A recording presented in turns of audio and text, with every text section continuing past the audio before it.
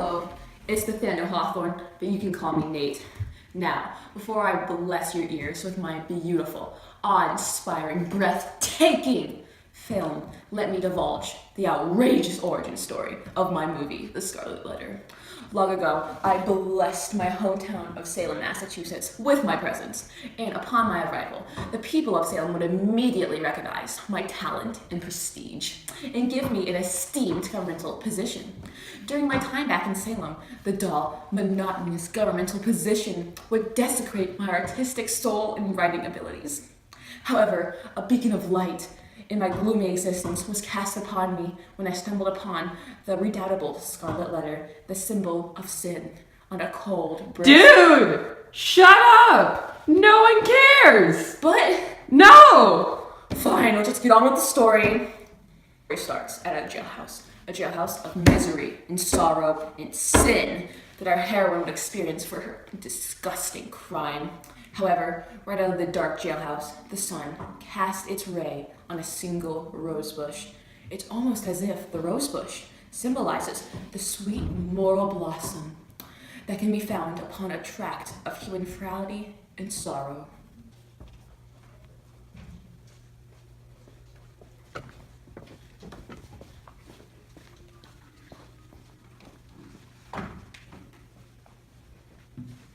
Oh my god, that Hester. Oh my gosh, she's disgusting. I I can't know. believe she would do that. What a whore. Oh my gosh, do you even... What did you do? Oh my gosh, this girl just thinks that she can just have sex with anyone in this town, right? Wait, who are you? I'm Roger Chillingworth. Don't look too much into that last name. Haha.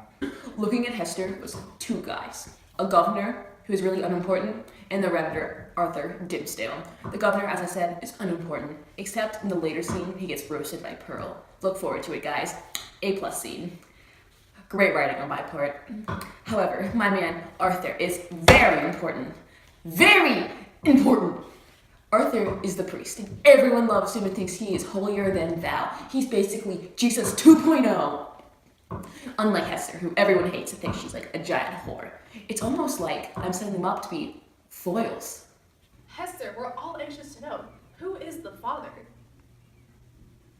If you tell us, we'll give you a lighter sentence. Alright, lady, we all know this baby can just pop out of nowhere. Who is the father? Pearl's father is a heavenly one, and that's all she'll ever know. She will speak. She won't reveal who the father is. What a generous, strong-willed woman. No. Let the public shaming begin, because no. Boo, you whore! You whore! Harlot! What a slut. Oh, come on. He made it. Thought he died on his way here. Another problem. After the public shaming, Hester goes to the jail cell with her baby Pearl. Later, this guy, Roger, who we saw previously, walks into the prison, where Pearl continues to cry because she's a half-frenzied babe who could also be a nymph or a demon, we're not sure. Roger turns out to be Hester's husband. Everyone thought he was dead, but he lived! Woo! He had hung out with Native Americans for like ever and learned their secret, how to paint all the colors of the wind, and he became a medical genius during his time there.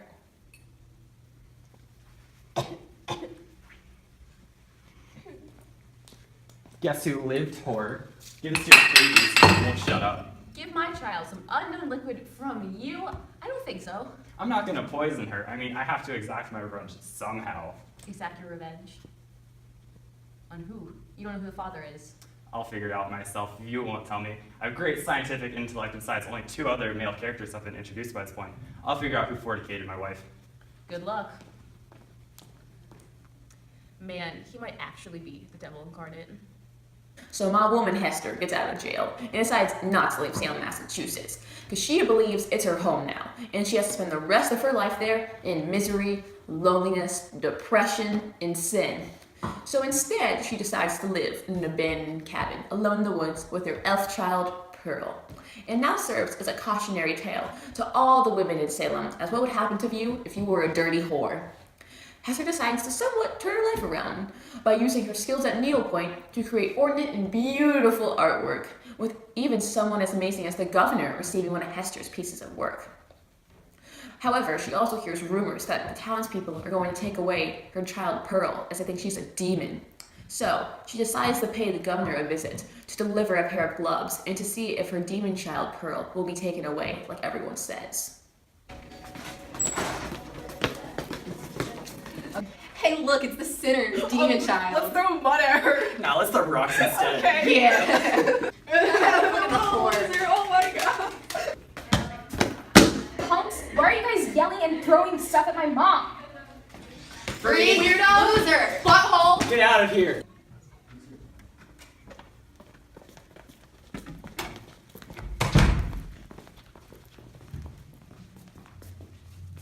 As Hester and the elf child Pearl enter the governor's mansion, they both encounter a knight's armor fitted with gauntlets and a steel headpiece.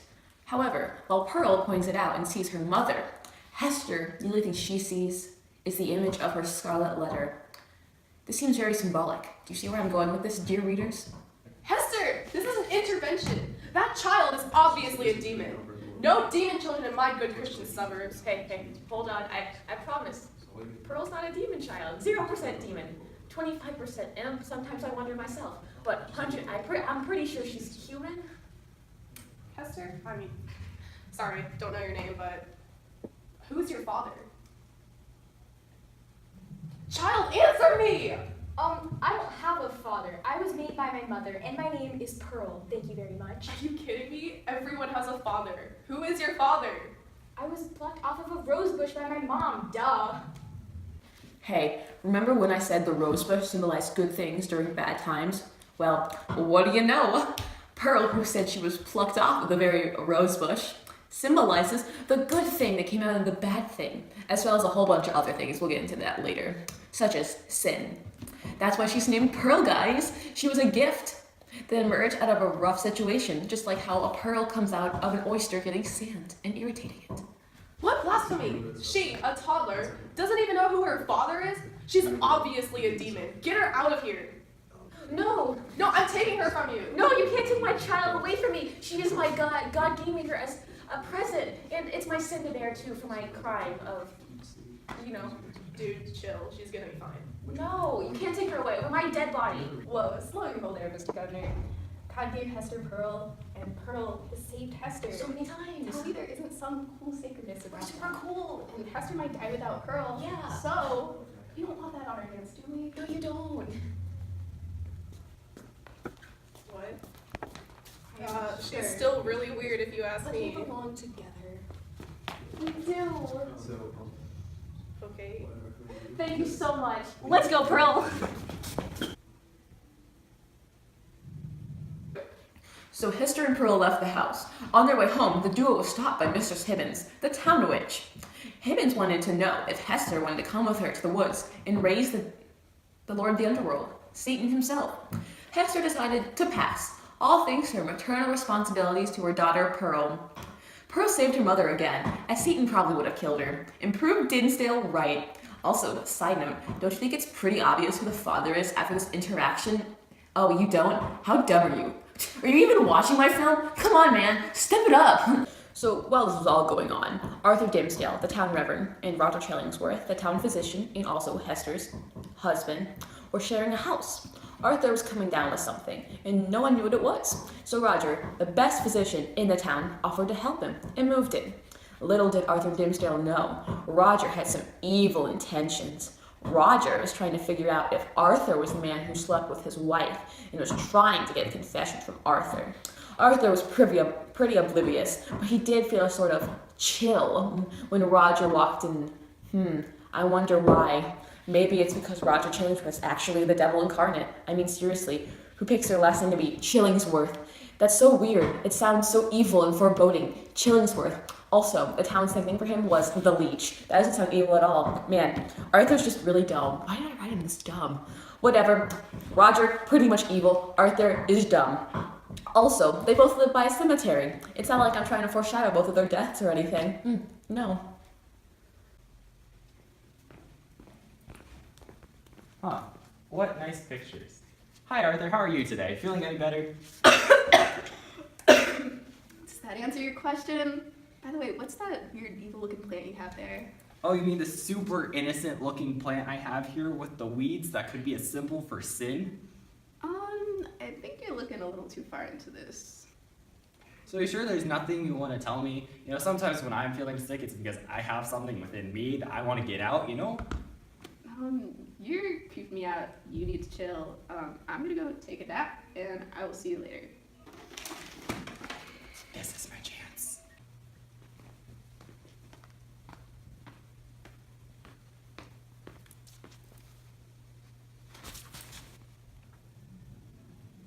So, Roger found something really important under the bed. I wonder what it is. I wonder why he smiled like that. It was a little creepy, but that's, typical for a guy whose last name is Chillingsworth. No wonder the people of Salem think Roger's a bad influence on Dimsdale. Well, we'll just have to see, dear viewers. Hey Arthur, my man, my homie, my home slice. Let's crack a lacking, you know? I'm pretty great right now, like sin free, not having sex with other people's wives. Isn't it great? Yeah. What a loser. Like, I hate that guy. I just don't know why. Hey pal, my sin free pal, long time no see, buddy. How's it been? We live in the same house. I saw you 10 minutes ago. Ah, classic Arthur, what a jokester. Are you feeling any better? No? Well, I'll let you take some rest, okay? You feel better, my man. Well, time for my penance. Los Angeles, Cali boy. From Ohio, though, white boy. It's every day, bro, with the Disney Channel flow. 5 mil on YouTube in 6 months. Never done before. Past all the competition, man. PewDiePie is next, man. I'm popping all these. Arthur was so overwhelmed by his sin and guilt that he started harming himself in penance. Alas, it was not helping him feel better. Also, Roger wasn't helping him feel any better. He was actually making Arthur feel worse. It was almost as if Roger was psychologically torturing Dimsdale. And that, combined with Arthur's mental and physical torture, was slowly killing him. Later that night, while he was sleeping, Arthur had a vision about Hester and Pearl, with Hester pointing to her scarlet letter and now to his bosom. And he woke up crying about his sin like a baby. And so he decided to go on a walk around the town to clear his thoughts.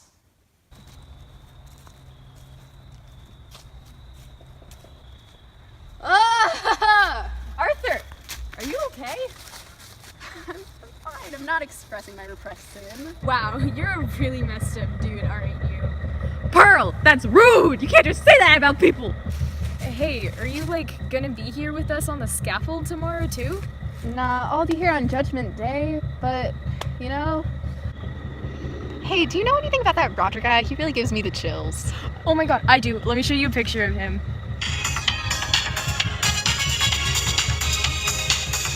Hey, I thought we were tight. Yeah, but you also didn't stand on the scaffold with us, so...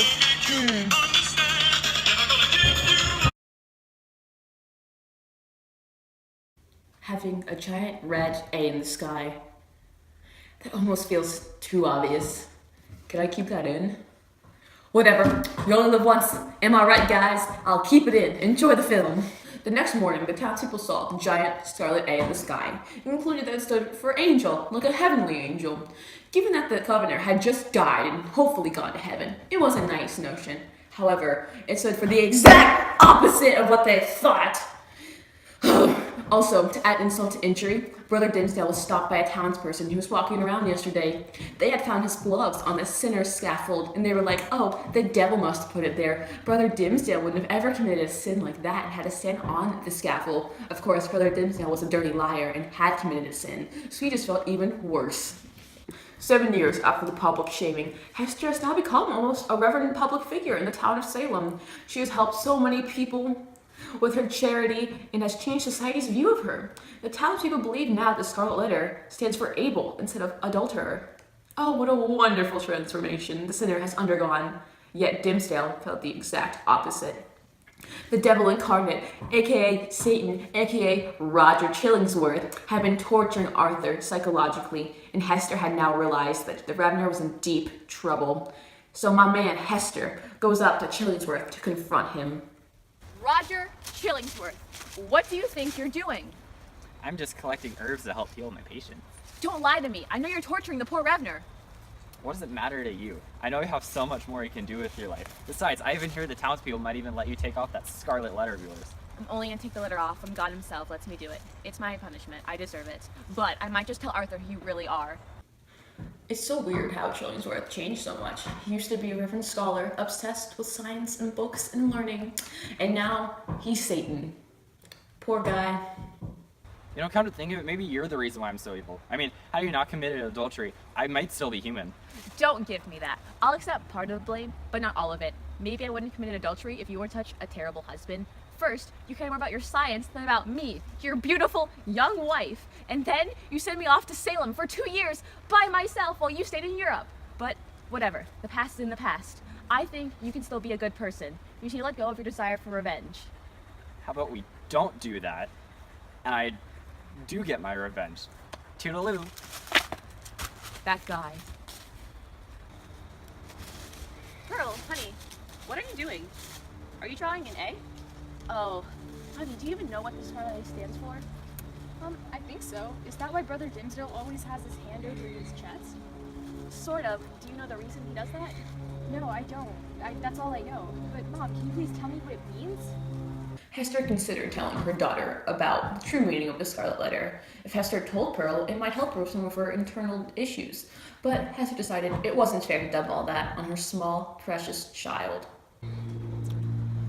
No, you're not old enough to know. But Mom, I want to know.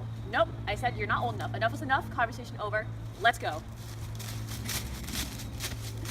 So, Hester and Pearl decided to meet Dimsdale in the woods to speak about the circumstances. Hopefully, if you haven't figured out who the baby daddy is yet, you'll realize it soon enough because of all the symbolism and repetition. Pearl also notices how the sun seems to run away from her mother due to the Scarlet Letter. Let me give you a clue. The sunlight detects her dirty, dirty sin. Hey, Mom, have you actually heard of like the black man who gives like a book and an iron pen to people that tells people to write their name in blood? I heard someone talking about it. Probably Mistress Hibbins, that town witch. Oh, that woman. Yeah, I know who the black man is. This Scarlet Letter's actually his mark.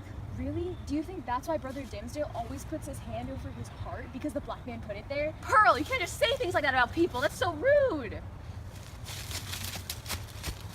Arthur, how you been doing these past couple months? So miserable and depressed. I can't live like this anymore. All of the good I do is overshadowed by my sin. That's not true. You do so much good for our community. Esther, I wish I were like you. You can just display your sin. All the people think that I'm some sort of holy man, that I'm good. But really, I'm a sinner, and you'll never know what it's like. I know. I'm just so sorry that I spent my entire life in isolation, being shamed by the general public, so I could protect you and your holy image, so you didn't have to live like me. Also, you're gonna hate me even more, but Roger Chillingsworth, your roommate, yeah, he's my husband. You've got to be kidding me. Yeah, no, I'm not, and even worse, he knows that we did it. And because I'm his wife, he's been exacting his revenge on you by psychologically torturing you. I'm really sorry. Hester, why didn't you tell me this? I can never forgive you. No, you have to forgive me. Let God punish me. But you have to forgive me. We're in this together. I forgive you.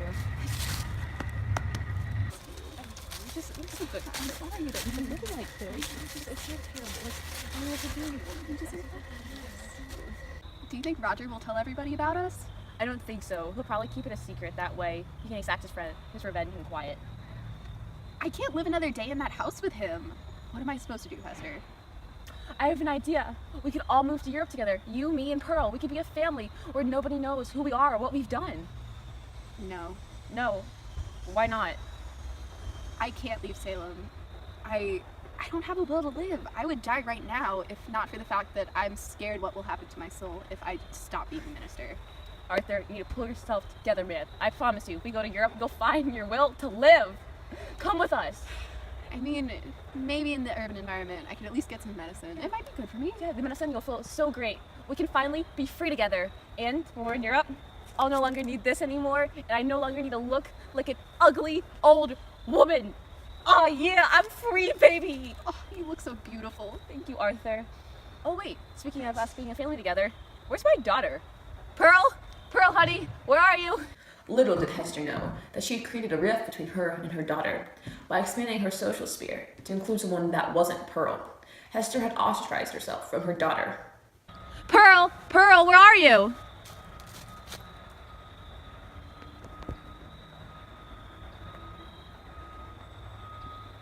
Pearl, come on over here. I have someone I want you to meet. Pearl, please, it's me, Hester, your mom. Come over here now, my child, please. What? What? I don't. What? Jesus, Joseph and Mary. Hester, if you love me, get this child to calm down. I'll try. Pearl, please. Pearl! What?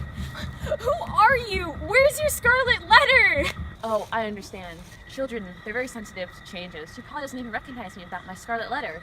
Pearl, it's me, your mother. My scarlet letter. It's right there. No, pick it up and put it on, woman. Okay, I'll do it. Look, Pearl, do you recognize me now? It's me, Hester, your mom. Mom, but why is Brother Dimsdale here? Oh, Brother Dimsdale. He's gonna come live with us as a family. He's your father. Will he come back to town with us? No, not right now, but in the future, we'll all live together as one big, happy family. But will he still put his hand over his heart? No, he won't. Dimsdale was delighted at the news. They were going to England to start a new life together as a family. How wonderful. Fortunately, Hester knew a few ship crewmates, and they were going to let her, Dimsdale, and Pearl come with them to England. What great luck, something Hester never experienced. However, it was short-lived, as an evil presence is coming with them to England. You guessed it, the town Satan himself, Roger Chillingsworth. However, while this was all going on, the entire town was getting ready for the great election day sermon, which would be given by none other than Arthur Dimsdale. Dimsdale looked super healthy and vibrant and happy as he stepped onto the platform to give his speech. Mother, is that the same reverend we saw in the woods earlier? I think so, but he looks so much healthier and vibrant than he normally does. I felt so close to him in the forest, but now I feel so distant. Hey, Hester. Hey, Roger. So for the voyage, you just need to worry about you and Pearl and nothing else. I'll take care of me and Dimsdale. Yeah, great. Why is everyone staring at me? This is weird. I'm uncomfortable. I wonder why. It's almost as if something concerning Hester is going to happen. Dear audience, you will soon see. Fellow citizens of Salem, today we are gathered here for a great celebration of our town and God's grace. God has chosen all of us to be good Puritans in our good Christian suburbs, and it is important that we all believe and understand God's grace. We have all been chosen by God, much like the governor, and let it be known that all of us are blessed forever. Amen. Esther, I want you to come with me on the scaffold. Both of you come with me. Are you okay? Dimsdale? What? Dude, no! Stop that! That's social suicide! Save yourself! Nonsense. This is something I should have done 7 years ago. Look, I'm dying. People, I'm a sinner. I was the one who committed adultery. I'm the one who should have stood on this platform 7 years ago with Pearl and Hester. God knew. The devil knew. And all of you should know. Pearl, I'll miss you. No, Arthur! You can't just leave us like this and die! It's okay, Esther. I'll see you in another life. Be with G-Man. Miss you. Bye, everyone. No! Arthur! Dad! Arthur! So, now to conclude the story. Everything kind of went downhill after Dimsdale's death. Roger died, and his only purpose in life was to get revenge on Dimsdale, and without a purpose, he just shriveled up and passed away. He did one good thing, though. He left all of his money to his daughter Pearl, so Pearl became really rich. And speaking of Pearl, when Dimsdale revealed that he was the father, Pearl became a full human and had human emotions. She could now fully connect to everyone, and there was hope for her. She moved out of Salem and found a family and a husband, we hope. We don't really know, but we assume. Hester, however, didn't really get a happy ending. She continued to live in Salem with the Scarlet Letter, but it's no longer a symbol of sin, but now of wisdom. Women come to her asking for advice. Hester, though, soon dies, and she's buried with Dimmesdale in the cemetery with something special engraved on their tombstones. You guessed it, the Scarlet Letter.